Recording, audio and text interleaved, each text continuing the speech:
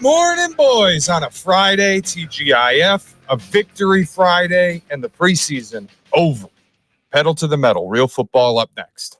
Let's go. Starting tomorrow, week 0. Week 0. That is correct, sir. That is good correct. Games?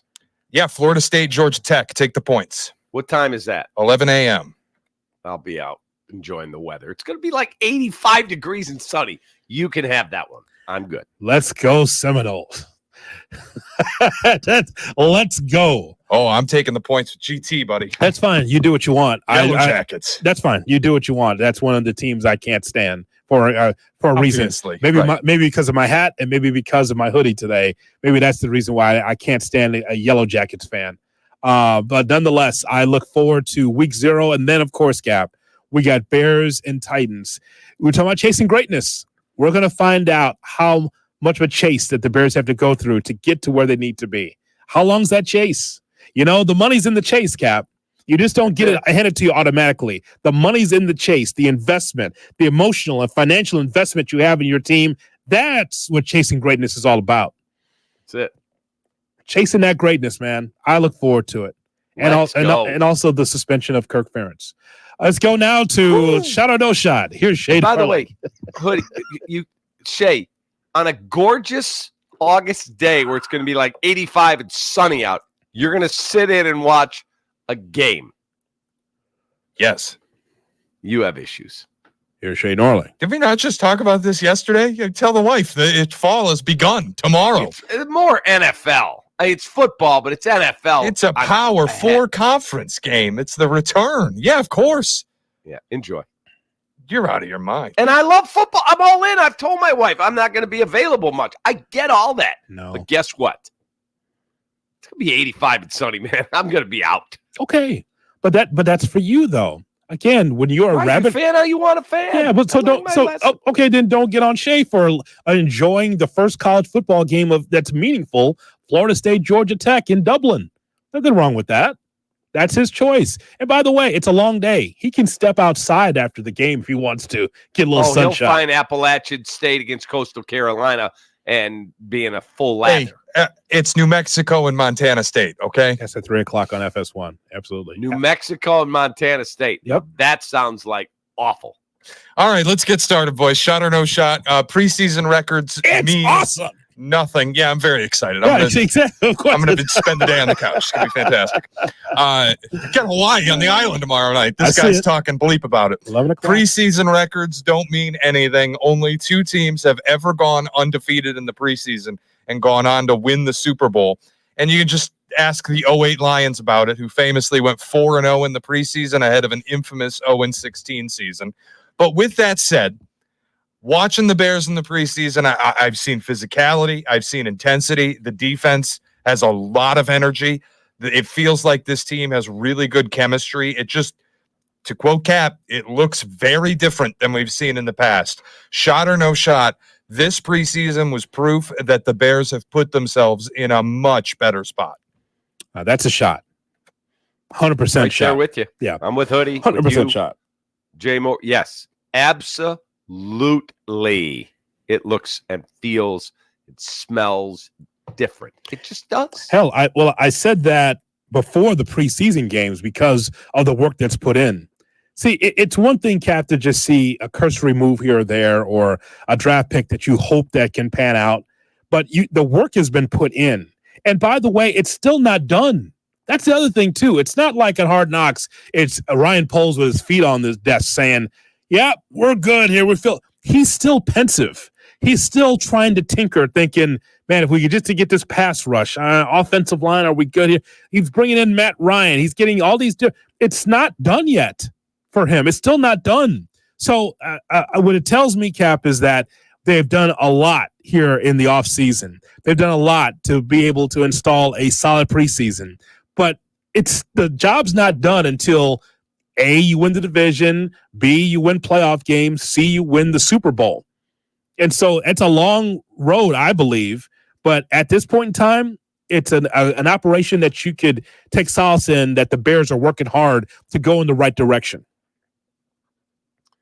It just, you watch the vibe, and we were up at camp, and boy, when you read the article in the Tribune and Matt Ryan is going, well, you got a new quarterback. Oh, and you got Keenan Allen, and you got Roma Dunze, and you got DeAndre Swift, and you added Gerald Everett. Like, wow, we added a lot. That's a lot. It's a totally different football team. Here's Shay Norling. All right, Velus Jones, we haven't talked about this morning. A lot of involvement last night in the preseason finale. 13 carries, over 100 yards, and a touchdown. Everybody's been wondering, is Velus going to make the roster? And if he does, is it going to be as a running back? Last night, that was basically his entire usage, and he was effective, granted, against 3s and 4s, who Taylor and Hyde Park told us will be working at Jewel Osco next week. Shot or no shot, Velus Jones made the roster last night. It's a shot. I just don't know where this belongs to the depth chart. Yeah, I think he's on the football team, Shay, but like where? Running back or special teams? Where do you place him? But I mean, I'm not sure. All I know is that I'll stick with what I said before, Cap, to Tom Thayer and Tom Waddle talked about this with us on Waddle Wednesday, is that it is a scarlet letter on Velus Jones when he's out there on offense. If he's out there, it's a decoy or the ball's going to him. And I don't know how many plays. This is not Cordero Patterson by any stretch. However, against those 2s and 3s that he played against Kansas City, that was a step in the right direction. But it doesn't mean that he should replace Roschon Johnson, Khalil Herbert, DeAndre Swift, even Travis Homer in that spot. He's just a gadget guy on offense for me. He's a very, very gifted athlete. He's quick. He's shifty. Does that mean he has a role? Sure. It's what you laid out. You accentuate the positives. Yeah. I don't know if you have something in basketball parlance that you could give us an example of that in your days, of a guy that you like, man, he has all the intangibles, but can you go back into the into your mind and think about a guy like that? Because to me, it's what it is. It's like you write him down as athlete, a guy without a real position. Yeah, I'm trying to think. I mean, look, Cordero Patterson, and that was who they compared him to on the broadcast last night that I was watching. Mm-hmm. Cordero Patterson was a first-round pick, I believe, by the Minnesota Vikings. He was a wide receiver. That never worked out. He ended up being converted to a running back. Matt Nagy used him that way when he was the coach in Chicago. He was a really good kick returner. In fact, he beat the Bears when he was a Patriot. When the Bears lost 38-31, it was a Cordero Patterson touchdown run for the Patriots at Soldier Field. That was the comp the Chiefs announcers, Trent Green and whoever the other guy was, gave to him. Do you see any similarity? I think so. But if I just told you, Cap, he'll make the team and he'll be under the guise of KR, kick returner. And then every now and then we'll put him in as a decoy or a play or two because of his speed. You never know on the end around if he can give us the first down or, but to me, you have a number of other guys that could do that. Could Tyler Scott do that on an end around and get a first down? Yeah, because he's fast too. He's fast. I think Velus is more physical than that. I don't know. Shay, he'd be on your roster, right? If it was your druthers, would you have him on the roster just as a guy? Because to me, it's athlete that can do multiple things. I don't feel like Velus being on the roster is going to keep somebody who would be like a potentially great player off of it. I probably would have him just in break glass in case of emergency. If I need a back, like if Khalil Herbert goes down and I need a third running back, then yeah, I'm interested. And it'd be nice to have him there. Practice squad, you might have shown enough that somebody will take him off of it if somebody else is dealing with an injury. So I think he's going to be on this team partly because Ryan Poles drafted him and partly because he's flashed some ability as a runner to be somewhat effective. And Wheeler got banged up last night. I think it was a knee. Correct me if I'm wrong. That's right. And so if he has got to go on IR or get an injury designation and a settlement, then that also opens up a spot for him. We'll ask Courtney how she thinks this translates.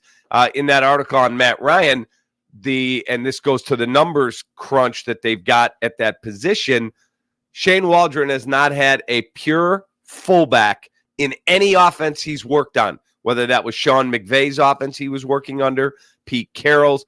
2008 was the last time he had a pure fullback. So might not bode well for Kari Blasingame. Here's Shane Orley. All right.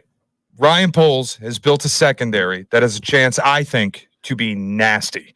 He obviously found real players. Jaquan Brisker, Kyler Gordon, Tyreek Stevenson. Also seems to have an eye for finding players elsewhere. And last night, undrafted free agent Reddy Stewart, Troy legend, had 2 interceptions against the Chiefs, including a pick 6.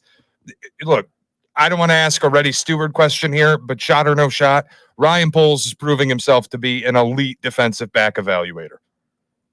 I mean, okay, first take, Shay. Jeez. It's Okay, but listen, if you're going to levy first take Shea stuff, maybe don't do it in the same show where you said Tyson Bagent's a top 32 quarterback. Oh, damn. That's not a first take thing. He just is. Sometimes I speak in fact. I don't know, man. You put that on FS1 and you put Daniel Jones or Tyson Bagent, I think they'll get a reaction. There you go. I'm Craig Carton. He's Danny Parkins. I don't know who the third guy is. Welcome to our new show. Mark Schlereth. Is Tyson Bagent a top 32 quarterback? I'm just telling you, man. There you go, Parco. There's a topic for you. I think that's right along the same lineage. Would you say so, Shay? I believe it is. I mean, put that on the bottom, the lower third on TV. See how that comes out. I'm asking you if Ryan Poles is a pretty elite cornerback evaluator. He's drafted like 3 who are high level. And they found a guy off the street, went and got a pick 6 last night. Sure, I'll say shot. Sure. Took care of Jalen Johnson. Tyreek Stevenson's pretty good. Reddy Stewart, again, just based on preseason, to be opportunistic as he was in the game against Kansas City yesterday, it was good to see. Good to see what he was able to do out there. And by the way, if anyone's asking, he made the team. Yes, made the team. It's a good play by him. Sure about that. Reddy Stewart? Yes. Great name. Great name. I'm not convinced he makes the team. Why not? They got numbers crunches there. They're not going to keep 18 defensive backs. So Terrell Smith, we like. Josh Blackwell. Yep. Jonathan Owens. Yep. Elijah Hicks. Yep. Okay. Well, what about Adrian Colbert? He made a play yesterday. He made a great play yesterday. Yeah. You can't keep everybody. Reddy Stewart makes the football team. I like his late night show, Colbert. Yes. Yes. So there you have it. All right, Mike McDaniel earlier. Apparently, he doesn't think Stewart is ready. Yeah, but he is. He's Reddy Stewart. Literally, he is ready. Mike McDaniel hopped on the podium this week in Miami, just absolutely looking the part. Smoky sunglasses, his curly hair all mopped up, looked like he had a boatload of product in it. Disconnected beard. This dude walked out of Central Casting to play the heavy on an episode of Miami Vice. I mean, it was unbelievable. I see that. Shot or no shot, Mike McDaniel embodies the city he coaches in better than any coach in this league. Shot. He looked like Cocaine Cartel. Isn't that the show it's called? Or Cartel Kings or whatever it's called. Yeah, he looked like he ran a cartel. No question about it. I don't know what's happened to him, but he embodies the city greatly. I mean, he still was just like a looking, regular guy that you see walking down the street, but now he's just baked into the Miami scene the way he looks right now. Yeah. I feel like he takes a speedboat to work, Probably, Comes up the intercoastal. Honestly. Probably. Yeah. I think that's true. Behind the stadium. How y'all doing? Tie it up. They should do like the Miami Vice opening credits for Dolphins. They do the pregame packages on the scoreboard and just have McDaniel in the speedboat on his way to Hard Rock. Yeah, like a Donzi, like one of the like those cigarette boats that zoom comes flying in. Yes. What's up, everybody? Time to practice. Anyone got my coffee and my Coke? Did Taylor from Hyde Park drop my stuff off? Yeah. Oh, my God, the bag. Oh, my God, thank you. Oh, this is great. All right. Can't wait till we finish practice. Oh, man. Big heave there, Coach. All right. Think we're ready. Man, Ty Hill, you're fast, man. You're fast. I'm always fast, Coach. No, but you're faster today. Hey, Tua, just say what the hell you want, man. Just say it. I love your new veneers. I'm not Brian Flores. You're my guy. You're my guy, man. Want some? No, Coach, I'm good. Oh, okay, I'll close the bag up.